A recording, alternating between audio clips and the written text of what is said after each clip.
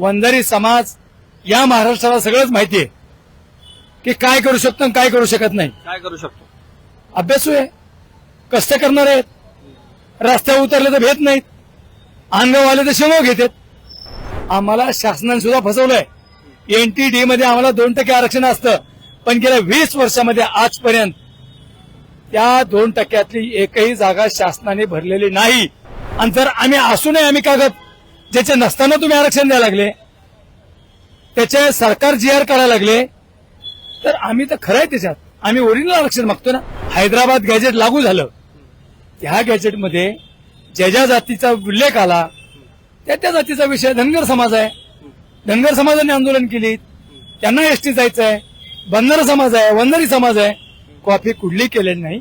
सध्या आरक्षणाच्या मुद्द्यावरून महाराष्ट्राचं वातावरण तापलेलं आहे. सर्वच समाज आपला उल्लेख कुठल्या गॅजेटमध्ये आहे, आपण पूर्वी कुठल्या आरक्षणामध्ये होतो, आपल्या नोंदी काय होत्या, या सगळ्या गोष्टीमध्ये लागलेला आहे. आणि गाव गाड्यामध्ये, गाव वस्त्यामध्ये सध्या याच सगळ्या चर्चा सध्या सुरू आहेत.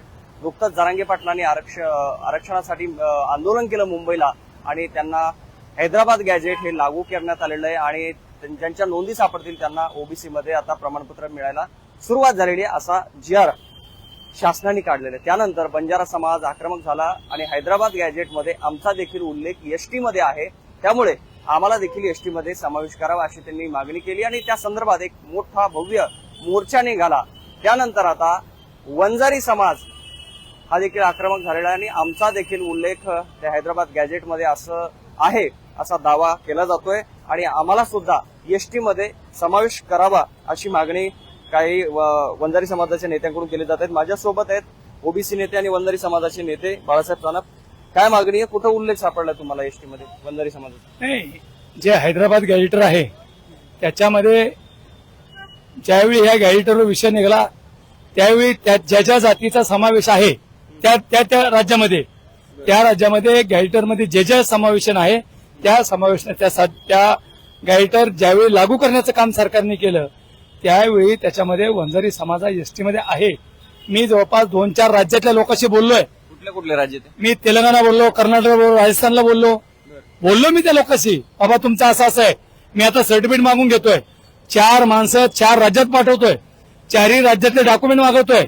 आणि हे सगळं हैदराबाद गॅजेटनुसार जर सरकारने केलं असेल, मराठा समाजाला ओबीसीतून आरक्षण देत असेल, तर त्याच गॅजेटमध्ये आम्ही वंजारी हा एसटी समाजात एसटी आरक्षण आहे, त्यांना एसटीचं आरक्षण आहे.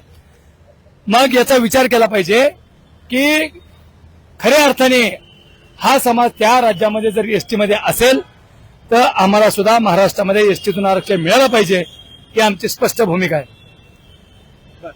तर मग एसटी मध्ये खरंच हैदराबाद गॅजेट मध्ये आहे का उल्लेख? असं आहे, देतोय आम्ही सरकारला, देतोय सगळे डॉक्युमेंट. आता आम्ही एक शिष्टमंडळ तयार करून राज्याच्या मुख्यमंत्र्याला भेटतोय. एक आठवडाभरामध्ये आम्ही वेळ घेऊन मुख्यमंत्र्याला भेटून सगळं देतोय आम्ही.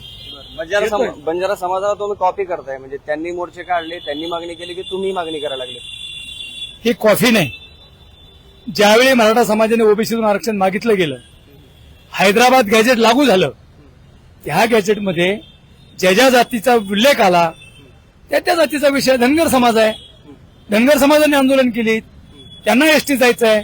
बंजारा समाज आहे, वंजारी समाज आहे, कॉफी कुठली केलेली नाही. त्या गॅजेटमध्ये आमचं नाव असल्यामुळं आम्ही एसटी मधून आरक्षण मागतोय. आम्ही वाड्या वस्तीवर राहतोय. आमचे कुटुंब आजही ऊस तोडतात, ऊस तोडून मुलं शिकवले जातात आणि मुलं शिकून सुद्धा नोकरी मिळत नाही. आम्हाला शासनाने सुद्धा फसवलंय.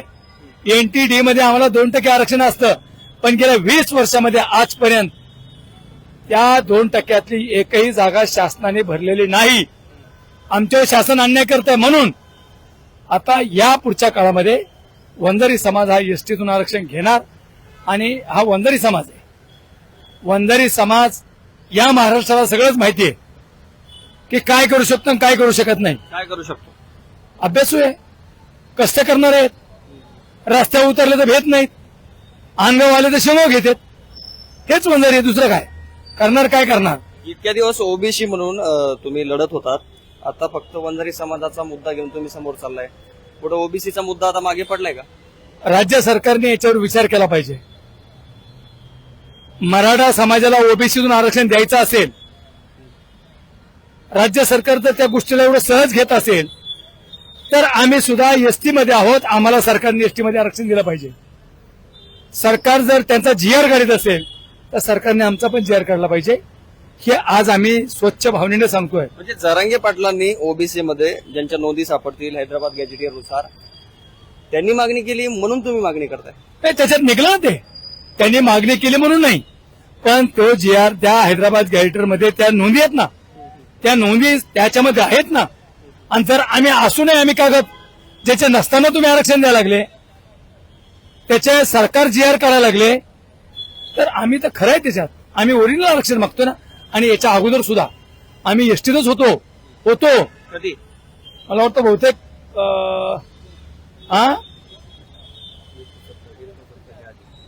69च्या अगोदर, म्हणजे 69च्या आधी. हा. आणि इकडे महाराष्ट्रामध्ये, परंतु त्या बाकीच्या राज्यामध्ये आजही एसटी मध्ये आहोत.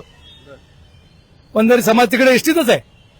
पण या ठिकाणी मग जर समजा हैदराबाद गॅजेटच्या विषयावर जर तो विषय घेऊन जर महाराष्ट्रामध्ये आरक्षण लागत असेल, तर कुठल्याही परिस्थितीमध्ये आम्ही एसटीत आहोत. आम्ही आहेत, धनगर आहेत, वंजारी आहेत, म्हणजे बंजारा आहेत.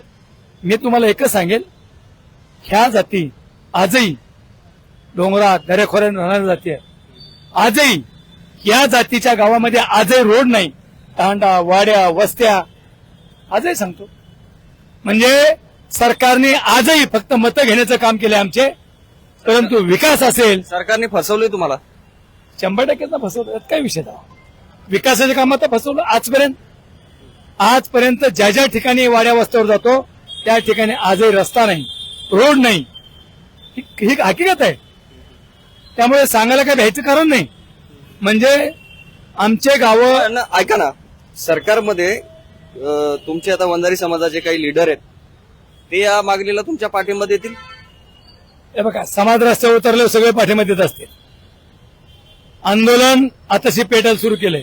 ज्यावेळेस भडका होईल ना, त्यावेळेस महाराष्ट्रातले वंजारी सगळे येतील आणि सगळे पुढारी पण येतील. ज्याला जातीची आवश्यकताच नाही ते नाही येणार. ज्याला जातीची गरज नाही स्वतःची, त्यांना इशारा आहे. ते कसंही समजा कोणी. बरं, आता मुद्दा असा आहे की एसटी समाजामध्ये आदिवासी समाजाचा समावेश आहे. फार गरीब आहेत, त्यांचं अजून मुख्य प्रवाहामध्ये ते आले नाहीत.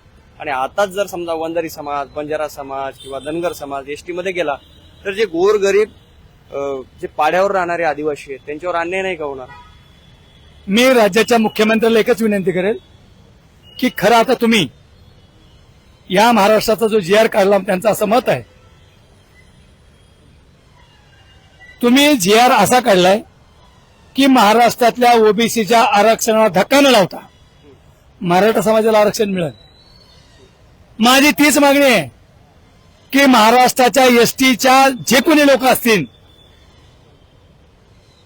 त्या आरक्षणाला धक्का न लावता आम्हाला एसटीतून आरक्षण मिळायचं आहे. धक्का न लावता कसं काय भेटू शकणार? एसटी मध्येच म्हणताय तुम्ही थेट. नाही, मग राज्य ओबीसी मध्ये ना, ते ओबीसी मध्ये जीआर काढला ना, ते कसं काय झालं? म्हणजे जरांगे पाटलांच्या मागणीला त्यांनी मान्यता दिली म्हणून तुम्ही असं बोलताय. ती मागणी दिली, त्यात आम्ही एसटीत आहोत ना. ज्या गॅजेटियरचा आधार घेऊन जरांगे पाटलांच्या मागणीला त्यांनी मान्यता दिली, त्याच गॅजेटियरचा आधार देऊन तुम्हाला हे करावं. मग तुमचा मुद्दा लक्षात आलाय. तुम्हाला काय वाटतं, काय तरुणाई विचार करते सध्या? सध्या तरुणाई, सगळ्यात महत्वाचा मुद्दा असा आहे की तरुणाईला भडकवलं जात आहे. आता तरुणांनी जो प्रकारे अभ्यास करायचा आहे, स्वतःचं करिअर बघायचं आहे, त्याच्यात तरुणांना आजकाल भडकवलं जात आहे. आणि सगळ्यात महत्वाचा मुद्दा आहे की सरकारने काही गोष्टी स्पष्ट केलेल्या नाहीये त्यामध्ये. जसं की मुख्यमंत्र्यांचं म्हणणं आहे की ओबीसी आरक्षणाला धक्का न लागता मराठा समाजातील आरक्षण ओबीसी मध्ये त्यांना ते घेत आहेत. सेम त्याच पद्धतीने एसटी मध्ये आरक्षणाला धक्का न लागता आम्हाला एसटी मध्ये आरक्षण द्या. सेम जसं त्यांनी एक स्पष्ट करावं की ओबीसीना धक्का कसा लागत नाहीये. ज्या प्रकारे ओबीसीना धक्का लागत नाहीये त्या प्रकारे एसटीला पण धक्का लागणार नाही. मग ही गोष्ट मुख्यमंत्र्यांनी जाणून घेतली पाहिजे. या गोष्टीबाबत त्यांनी स्पष्टीकरण केलं पाहिजे. हे जे प्रकरण सुरू आहे, सध्या सुरू आहे आरक्षणाचा मुद्दा, त्यावरून एका मुलाने आत्महत्या सुद्धा केलेली आहे. त्यामुळे मी विचारलं की तरुणांच्या मनामध्ये काय सुरू आहे. खरंच इतका महत्वाचा हा मुद्दा आहे का आरक्षण, की आत्महत्या करतायत मुलं? तरुणांना एकच संदेश आहे, बहुतांश तरुणांना अजून आरक्षण काय हेच माहिती नाहीये. काही पुढारी समोर येतात, आपण याचं खाल्लं, आपण त्याचं खाल्लं, याच्यातलं कमी केलं, आपल्यावर हा अन्याय झाला. महत्वाचा मुद्दा मला तरुणांना एक सांगायचं की बाबांना आत्महत्या करू नका, आत्महत्या करून काही होणार नाहीये. तुम्ही याचा मूळ जो आहे आरक्षण काय आहे त्यातून- आरक्षण काय? माझाही प्रश्न तुम्हाला तेच आहे. बरं, काय आरक्षण कशासाठी? ते बघा, आरक्षणात आता इथे दोन हेतूने आरक्षण आहेत. राजकीय आरक्षण झालं, शैक्षणिक आरक्षण झालं. आता मराठा समाजाचे शैक्षणिक आरक्षण जर म्हटलं तर त्यांना ईडब्ल्यूएसचं स्वतंत्र 10% आरक्षण आहे, बरोबर. आता आपण एमपीएससीचा मागे कट ऑफ एक 8 दिवसापूर्वी लागलेला आहे. त्यात आपण कट ऑफ मध्ये मेरिट पाहू शकता. सर्वात कमी कट ऑफ लागलेला आहे तो ईडब्ल्यूएसचा लागलेला आहे. 453च्या काहीतरी आसपास आहे. हे झालं, पण आरक्षण कशासाठी दिलेलं आहे हे माहिती आहे? हो, शैक्षणिक आरक्षण आहे त्यांना ईडब्ल्यूएस मध्ये. सरकारने जे मूळ हेतू होता संविधानामध्ये, जे आरक्षणाचं प्रोव्हिजन करायचं, ते माहिती? त्यात संविधानामध्ये डॉक्टर बाबासाहेब आंबेडकरांनी ज्या प्रकारे दिलं त्या प्रकारे सगळं चालू आहे ना. नक्कीच. तर विद्यार्थ्यांच्या मनामध्ये काय आरक्षणाबद्दलचा किती अभ्यास आहे, ह्या सगळ्या गोष्टी तुम्ही पाहिलेल्या आहेत.